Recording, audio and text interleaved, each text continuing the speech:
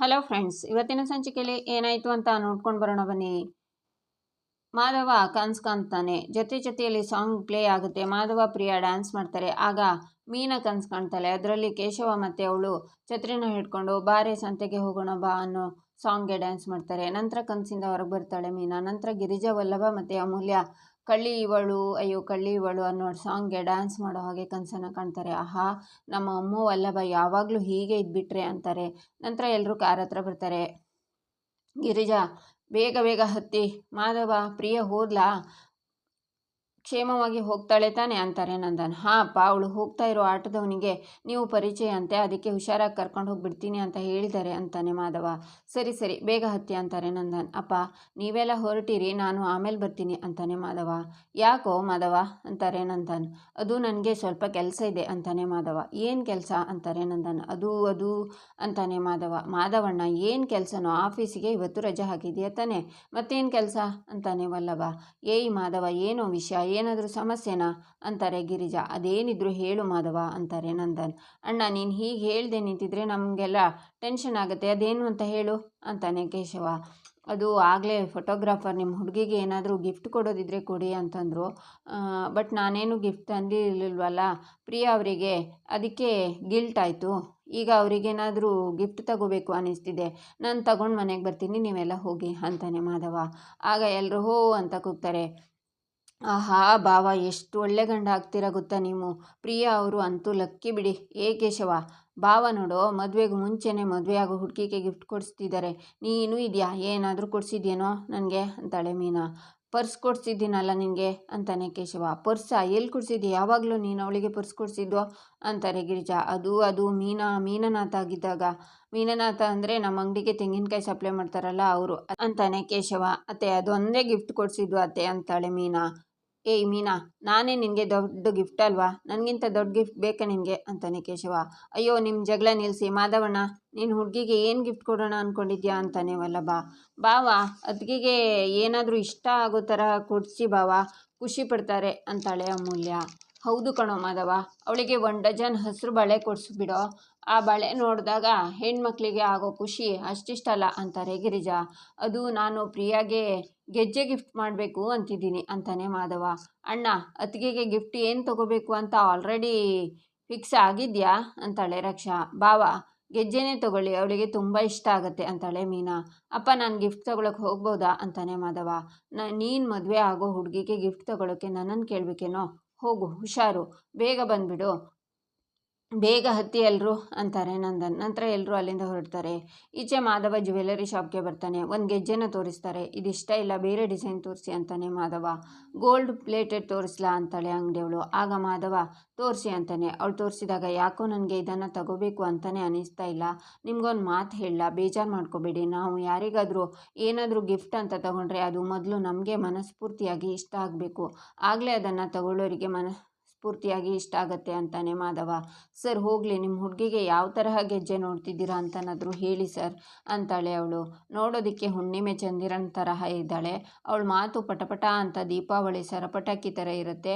ನೋಡೋದಕ್ಕೆ ಈ ಸೀರೆ ಅಂಗಡಿನಲ್ಲಿ ಚಂದವಾಗಿ ರೆಡಿ ಮಾಡಿರೋ ಗೊಂಬೆ ಇರುತ್ತಲ್ಲ, ಸೀರೆ ಉಟ್ಕೊಂಡು ಹಾಗಿರ್ತಾಳೆ ನೋಡೋದಕ್ಕೆ ಅಂತ. ಗೊಂಬೆಗೆ ಗೆಜ್ಜೆ ಹಾಕಿದರೆ ಹೇಗಿರಬೇಕಲ್ಲ ಅಂತ ಗೆಜ್ಜೆ ಇದ್ದರೆ ತೋರಿಸಿ ಅಂತಾನೆ ಮಾಧವ. ಗೊತ್ತಾಯಿತು ಸರ್, ನಿಮ್ಮ ಹುಡುಗಿನ ಚೆನ್ನಾಗಿ ಹೊಗಳಿದ್ರಿ. ಇನ್ನೊಂದಿಷ್ಟು ಕಲೆಕ್ಷನ್ಸ್ ಇದೆ, ತೋರ್ಸೋಕೆ ಹೇಳ್ತೀನಿ. ಯಾರಮ್ಮ ಹೊಸ ಹುಡುಗಿ? ಹೊಸ ಗೆಜ್ಜೆ ಕಲೆಕ್ಷನ್ ಇದೆಯಲ್ಲ, ಅದನ್ನು ತೊಗೊಂಡು ಬನ್ನಿ ಅಂತ ಅವ್ರು ಹೋಗ್ತಾರೆ. ಆಗ ಗೆಜ್ಜೆ ತಂದ ಸುಕನ್ಯಾ ಶಾಕ್ನಿಂದ ಮಾಧವನ ನೋಡ್ತಾಳೆ. ಮಾಧವನು ಶಾಕ್ನಿಂದ ಅವಳನ್ನು ನೋಡಿ ಎದ್ದು ನಿಂತ್ಕೋತಾನೆ. ಸುಕನ್ಯಾ ಮಾಧವನ ಲವ್ವರ್ ಆಗಿರ್ತಾಳೆ. ಆಗ ಲವ್ ಮಾಡಿರೋದೆಲ್ಲ ಅವನ ಕಣ್ಣು ಮುಂದೆ ಬಂದು ಹೋಗುತ್ತೆ. ನಂತರ ಇಬ್ಬರು ಒಂದು ಮರದ ಕೆಳಗೆ ಕೂತಿರ್ತಾರೆ. ಏನಾಯಿತು ಸುಕನ್ಯಾ, ನೀನು ಯಾಕೆ ಆ ಜ್ಯುವೆಲರಿ ಶಾಪ್ನಲ್ಲಿ ಕೆಲಸ ಮಾಡ್ತಿದ್ದೆ ಅಂತಾನೆ ಮಾಧವ. ಆಗ ಸುಕನ್ಯಾ ಅಳ್ತಾಳೆ. ಅಳಬೇಡ ಸುಕನ್ಯಾ, ನೀನು ಹತ್ರ ನನಗೇನು ಅರ್ಥ ಆಗುತ್ತೆ, ಏನಾಯಿತು ಅಂತ ಹೇಳು ಪ್ಲೀಸ್. ನಿನ್ನ ಹಸ್ಬೆಂಡ್ ಜೊತೆ ಚೆನ್ನಾಗೇ ಇದೆಯಲ್ಲ, ಅವ್ರು ನನ್ನ ಕ್ಲೈಂಟ್, ಅವ್ರು ವೆಲ್ ಸೆಟಲ್ಡ್ ಒಳ್ಳೆ ವ್ಯಕ್ತಿ, ಮತ್ತು ಏನು ಇದೆಲ್ಲ ಅಂತಾನೆ ಮಾಧವ. ಏನು ಅಂತ ಹೇಳಿ ಮಾಧವ, ನನ್ನ ಗಂಡ ನನಗೆ ಮೋಸ ಮಾಡಿಬಿಟ್ಟ, ಅವರಿಗೆ ಬೇರೆ ಒಂದು ಹುಡುಗಿ ಜೊತೆ ಸಂಬಂಧ ಇರೋದು ಗೊತ್ತಾಯಿತು, ಇಬ್ಬರು ಚಾಟ್ ಮಾಡುವಾಗ ಸಿಕ್ಕಾಕೊಂಡ್ಬಿಟ್ಟ, ದೊಡ್ಡ ಗಲಾಟೆನೇ ಆಗೋಯ್ತು. ಯಾಕೆ ಹಿಂಗೆ ಮಾಡಿದೆ ಅಂತ ಕೇಳಿದಾಗ ನಾನು ಇರೋದೇ ಹೀಗೆ, ನಿನಗಿಂತ ಅವಳೇ ಮುಖ್ಯ ಅಂತ ಹೇಳಿದೆ ಗೊತ್ತಾ, ಅದಕ್ಕೆ ಅವನ ಜೊತೆ ಇರೋಕ್ಕೆ ಇಷ್ಟ ಇಲ್ಲದೆ ಮನೆಯಿಂದ ಆಚೆ ಬಂದೆ ಅಂತಾಳೆ ಸುಕನ್ಯಾ. ಅವ್ರು ಆ ತರಹ ಮೋಸ ಮಾಡಿದ್ರ? ಅಲ್ಲ, ಅವರನ್ನು ಆ ಥರ ವ್ಯಕ್ತಿ ಅಂತ ಅಂದ್ಕೊಂಡಿರಲಿಲ್ಲ. ಅದು ಸರಿ, ಇಷ್ಟೆಲ್ಲ ಆದಮೇಲೆ ನೀನು ನಿನ್ನ ಅಮ್ಮನ ಮನೆಗೆ ಹೋಗ್ಬೋದಾಗಿತ್ತಲ್ಲ, ನಿಮ್ಮ ಅಪ್ಪನ ಬಿಸ್ನೆಸ್ ಇದೆಯಲ್ಲ ಅದನ್ನು ಕಂಟಿನ್ಯೂ ಮಾಡ್ಬೋದಿತ್ತು ಅಂತಾನೆ ಮಾಧವ. ನಮ್ಮಮ್ಮಂಗೆ ಆಲ್ರೆಡಿ ಒಂದ್ಸಲ ಹಾರ್ಟ್ ಅಟ್ಯಾಕ್ ಆಗೋಗಿದೆ ಮಾಧವ. ಅವತ್ತು ನೀವು ನನ್ನ ಮನೆ ಮುಂದೆ ಬಿಟ್ಟು ಹೋದಾಗ ಹಠ ಮಾಡಿಸಿ ಬೇರೆ ಮದುವೆ ಮಾಡಿಸಿದ್ರು. ಈಗ ಈ ವಿಷಯ ಗೊತ್ತಾದರೆ ತನ್ನಿಂದಾನೇ ಮಗಳ ಜೀವನ ಹಾಳಾಯಿತು ಅಂತ ಕೊರಗಿ ಕೊರಗಿ ಸಾಯ್ತಾರೆ. ಅದಕ್ಕೆ ನಾನು ತವ್ರ ಮನೆಗೂ ಹೋಗಲ್ಲ, ಅಮ್ಮಂಗೂ ಯಾವ ವಿಷಯನೂ ಹೇಳೋಕ್ಕಾಗಲ್ಲ ಮಾಧವ ಅಂತಾಳೆ ಸುಕನ್ಯಾ. ಏನು ಸುಕನ್ಯಾ ಇದು? ನೀನು ಮದುವೆ ಆಗಿ ನಿನ್ನ ಗಂಡನ ಜೊತೆ ಖುಷಿಯಾಗಿದೆಯಾ ಅಂತ ನಾನು ಅಂದ್ಕೊಂಡಿದ್ದೆ ಅಂತಾನೆ ಮಾಧವ. ಗೊತ್ತಿಲ್ಲ ಮಾಧವ, ನನ್ನ ಹಣೆ ಬರನೇ ಸರಿ ಇಲ್ಲ ಅನ್ಸುತ್ತೆ. ನಿನ್ನನ್ನು ತುಂಬ ಪ್ರೀತಿ ಮಾಡಿದೆ, ಆದರೆ ನಿನ್ನ ಜೊತೆ ಮದುವೆ ಆಗೋಕ್ಕಾಗಿಲ್ಲ. ಸರಿ, ಅಮ್ಮ ನನಗೆ ಮದುವೆ ಮಾಡಿಸಿದ್ದು ಹುಡುಗ ತುಂಬ ಒಳ್ಳೆಯವನು, ಅವ್ರ ಜೊತೆ ಸಂತೋಷವಾಗಿರೋಣ ಅಂತ ಅಂದ್ಕೊಂಡ್ರೆ ಅವನು ನನಗೆ ಮೋಸ ಮಾಡ್ದ ಅಂತ ಹೇಳ್ತಾಳೆ ಸುಕನ್ಯಾ. ಪ್ಲೀಸ್ ಸುಕನ್ಯಾ, ಅಳಬೇಡ. ಅದೆಲ್ಲ ಸರಿ, ನೀನು ಇವಾಗ ಎಲ್ಲಿ ಉಳ್ಕೊಂಡಿದ್ಯಾ ಅಂತಾನೆ ಮಾಧವ. ನಾನೊಂದು ಪಿ ಜಿನಲ್ಲಿ ಉಳ್ಕೊಂಡಿದ್ದೀನಿ ಅಂತಾಳೆ ಸುಕನ್ಯಾ. ಪಿ ಜಿನ ನೋಡು, ನಾನೊಂದು ಕಡೆ ಕರ್ಕೊಂಡು ಹೋಗ್ತೀನಿ, ನೀನು ಬಾ ಅಂತಾನೆ ಮಾಧವ. ಎಲ್ಲಿ ಅಂತಾಳೆ ಸುಕನ್ಯಾ. ನಿನಗೆ ನನ್ನ ಮೇಲೆ ನಂಬಿಕೆ ಇದೆ ಅಲ್ವಾ, ಬಾ ನನ್ನ ಜೊತೆ ಅಂತಾನೆ ಮಾಧವ. ಈಚೆ ನಂದನ್ ಗಿರಿಜಾ ಬೇಗ ಬಾ ಅಂತ ಇನ್ವಿಟೇಷನ್ನ ತಂದಿರ್ತಾರೆ. ರೀ, ಲಗ್ನ ಪತ್ರಿಕೆ ಬಂತಾ ಅಂತಾರೆ ಗಿರಿಜಾ. ಹಾಂ, ಪ್ರೆಸ್ನವನು ಫೋನ್ ಮಾಡಿದ್ದ, ದಾರಿಲಿ ಬರ್ತಾ ಹಾಗೆ ತಂದೆ ಅಂತಾರೆ ನಂದನ್.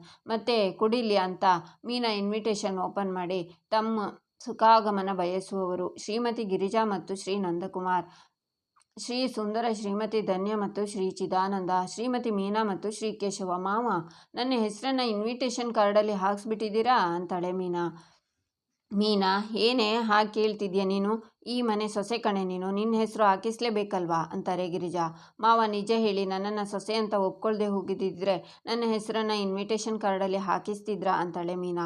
ಏನಮ್ಮ ನೀನು, ಮದುವೆ ಕರೆಯೋಲೆನ ಮನಸ್ಸಿಂದ ಬರೆದು ಹಾಕಿಸ್ತೀವಿ ಅಂದಮೇಲೆ ಮನಸ್ಸಲ್ಲಿರೋರ ಹೆಸರು ಇದರಲ್ಲಿ ಇರಲ್ವಾ ಅಂತಾರೆ ನಂದನ್.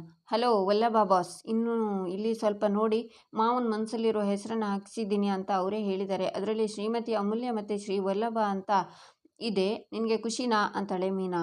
ಹೌದಾ ಅಂತ ವಲ್ಲಭ ಇನ್ವಿಟೇಷನ್ ನೋಡಿ ಖುಷಿ ಆಗ್ತಾನೆ. ಅಪ್ಪನ್ನೇ ನೋಡ್ತಾನೆ. ಹೇಳಿ ಬಾಸ್, ನಿಮ್ಮಿಬ್ಬರಿಗೂ ಈಗ ಖುಷಿನಾ ಅಂತಾಳೆ ಮೀನಾ. ಏನದು ಗುಸುಗುಸು ಅಂತಾರೆ ನಂದನ್. ಏನೂ ಇಲ್ಲ ಮಾವ, ಏನೂ ಇಲ್ಲ ಅಂತಾಳೆ ಮೀನಾ. ನೋಡಿದ್ರಾ ಅಪ್ಪ, ಮಾಧವಣ್ಣಂಗೆ ಹುಡುಗಿನೇ ಸೆಟ್ ಆಗ್ತಿಲ್ಲ, ಇನ್ನು ಯಾವಾಗ ಮದುವೆ ಆಗುತ್ತೋ ಅಂತ ಕೊರಗ್ತಿದ್ರಿ. ಈಗ ನೋಡಿ, ಲಗ್ನ ಪತ್ರಿಕೆನೇ ಪ್ರಿಂಟ್ ಆಗೋಯ್ತು. ಒಳ್ಳೆ ಕೆಲಸ ಆಗಬೇಕು ಅಂದರೆ ಲೇಟ್ ಆಗುತ್ತಪ್ಪ, ನಾವು ಕಾಯಬೇಕಷ್ಟೆ ಅಂತಾನೆ ಕೇಶವ. ನಿಜ ಕೇಶವ, ಇದೆಲ್ಲ ಕನಸೋ ನನಸೋ ನನಗೆ ಅರ್ಥ ಆಗ್ತಿಲ್ಲ. ಅದು ಸರಿ, ಮಾಧವ ಎಲ್ಲಿ ಅಂತಾರೆ ನಂದನ್. ಅಪ್ಪ, ಅಣ್ಣ ಇನ್ನೂ ಬಂದಿಲ್ಲ ಅಂತಾಳೆ ರಕ್ಷಾ. ಏನೂ ಇನ್ನೂ ಬಂದಿಲ್ವಾ? ಗಿರಿಜಾ ಫೋನ್ ಮಾಡಿಲ್ವಾ ಅವನಿಗೆ ಅಂತಾರೆ ನಂದನ್. ರೀ, ಅವನು ಪ್ರಿಯಾಗೆ ಗಿಫ್ಟ್ ತರಬೇಕು ಅಂತ ಹೇಳ್ತಾ ಇದ್ನಲ್ಲ, ಅದಕ್ಕೆ ಅವನಿಗೆ ತೊಂದರೆ ಕೊಡೋದು ಬೇಡ ಅಂತ ಫೋನ್ ಮಾಡಿಲ್ಲ ಅಂತಾರೆ ಗಿರಿಜಾ. ಮೋಸ್ಟ್ಲಿ ಮಾಧವಣ್ಣ ಅತ್ತಿಗೆಗೆ ದೊಡ್ಡ ಗಿಫ್ಟೇ ತಗೋತಾ ಇರಬೇಕು ಅಲ್ವಾ ಅಣ್ಣ ಅಂತಾನೆ ವಲ್ಲಭ. ಹ್ಞೂ ಮತ್ತೆ ಅಂತಾನೆ ಕೇಶವ. ಗಿರಿಜಾ, ಮಾಧವ ಬರ್ತಾ ಇದ್ದ ಹಾಗೆ ಲಗ್ನ ಪತ್ರಿಕೆನ ದೇವ್ರ ಮುಂದೆ ಇಟ್ಟು ಪೂಜೆ ಮಾಡಬೇಕು. ಮೀನಾ, ಲಗ್ನ ಪತ್ರಿಕೆಗೆ ಅರಿಶಿನ ಕುಂಕುಮ ಹಚ್ಚಬೇಕು, ಮರಿಬೇಡ ಅಂತಾರೆ ನಂದನ್. ಸರಿ ಮಾವ ಅಂತಾಳೆ ಮೀನಾ. ವಲ್ಲಭ, ಮಾಧವಣ್ಣ ಬರ್ತಾ ಇದ್ದ ಹಾಗೆ ಇನ್ವಿಟೇಷನ್ ಕೊಡೋದು ಬೇಡ, ಸ್ವಲ್ಪ ಹೊತ್ತು ಆಟ ಆಡಿಸಿ ಆಮೇಲೆ ಕೊಡೋಣ ಅಂತಾನೆ ಕೇಶವ.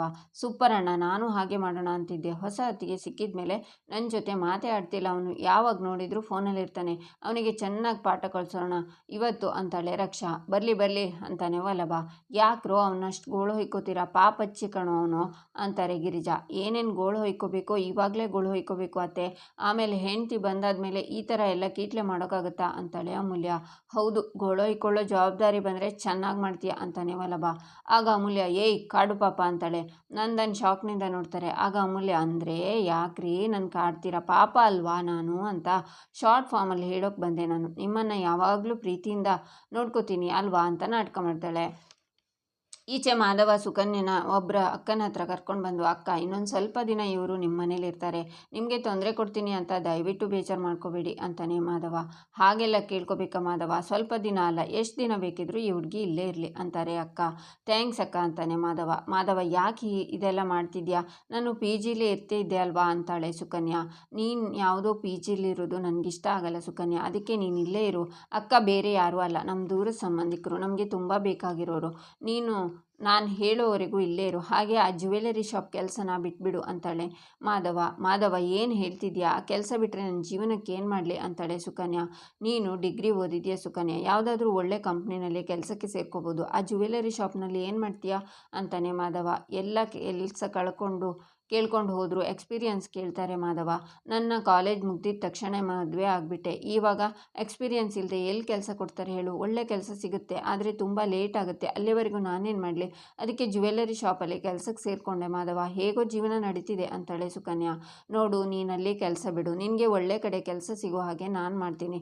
ಒಳ್ಳೆ ಕಡೆ ಕೆಲಸ ಮಾಡಬೇಕು ಅನ್ನೋದು ನಿನ್ನ ಕನಸಲ್ವಾ? ಈಗ ನೀನು ಈ ಥರ ಡಿಸರ್ವಿಂಗ್ ಅಲ್ಲದೆ ಇರೋ ಕೆಲಸ ಮಾಡೋದನ್ನು ನನ್ನ ಕೈಯಲ್ಲಿ ನೋಡೋಕ್ಕಾಗ್ತಿಲ್ಲ. ನಾಳೆ ನಾನು ಏನಾದರೂ ಅರೇಂಜ್ ಮಾಡ್ತೀನಿ ಅಂತಾನೆ ಮಾಧವ. ಇಷ್ಟು ಒಳ್ಳೆ ಮನಸ್ಸಿರೋ ನಿನ್ನ ನಾನು ನೋಯಿಸಿ ಬಿಟ್ನಲ್ಲ ಕಣೋ, ನನಗೆ ಈಗ ಗಿಲ್ಟ್ ಕಾಡ್ತಾ ಇದೆ ಅಂತಾಳೆ ಸುಕನ್ಯಾ ಹಳೆದನ್ನೆಲ್ಲ ಬಿಟ್ಟಾಕು. ಈ ಕ್ಷಣದಿಂದ ಹೊಸ ಜೀವನ ಶುರು ಮಾಡ್ತಿದ್ಯಾ ಅನ್ಕೋ.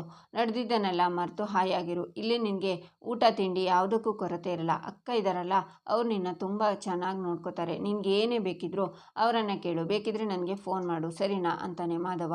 ಈಚೆ ಮಾಧವ ಮನೆಗೆ ಬರ್ತಾನೆ. ಆಗ ರಕ್ಷಾ, ಅಮ್ಮ ಅಣ್ಣ ಬಂದ ಅಂತಾಳೆ. ಮಾಧವ, ಬಂದೇನೋ ಅಂತಾರೆ ಗಿರಿಜಾ. ಅಣ್ಣ, ನಿನಗೇನೋ ಸರ್ಪ್ರೈಸ್ ಇದೆ, ಏನು ಹೇಳು ಅಂತಾಳೆ ರಕ್ಷಾ. ಗೊತ್ತಿಲ್ಲ ಅಂತಾನೆ ಮಾಧವ.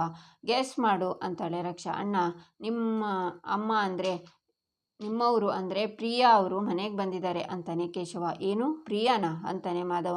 ಹ್ಞೂ ಅಣ್ಣ, ಪ್ರಿಯಾ ಅವರೇ ಬಂದಿದ್ದಾರೆ, ಇಲ್ಲೇ ಇದ್ದಾರೆ, ಹುಡುಕು ನೋಡೋಣ ಅಂತಾನೆ ವಲ್ಲಭ. ಒಳ್ಳೆ ಹುಡುಗ ಕಣು ನೀನು.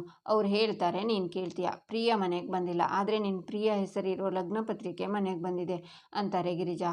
ಹೌದಾ ಅಂತಾನೆ ಮಾಧವ. ಬಾವ, ಏನಿದು ಸಪ್ಪೆಯಾಗಿ ಹೌದಾ ಅಂತಿದ್ದೀರಾ? ಸ್ವಲ್ಪ ಖುಷಿನೂ ಇಲ್ಲ, ಎಕ್ಸೈಟ್ಮೆಂಟು ಇಲ್ಲ ಅಂತಾಳೆ ಮೀನಾ. ನಂತರ ಈಚೆ ಮಾರನೇ ದಿನ ಮಾಧವ ಸುಕನ್ಯನ ಕೆಲಸ ಕೊಡಿಸೋದಕ್ಕೆ ಆಟೋದಲ್ಲಿ ಕರ್ಕೊಂಡು ಹೋಗುವಾಗ ಗಿರಿಜಾ ಮತ್ತು ನಂದನ್ ರೋಡಲ್ಲಿ ನಡ್ಕೊಂಡು ಬರ್ತಾ ಗಿರಿಜಾಗೆ ತಲೆ ಸುತ್ತು ಬರುತ್ತೆ.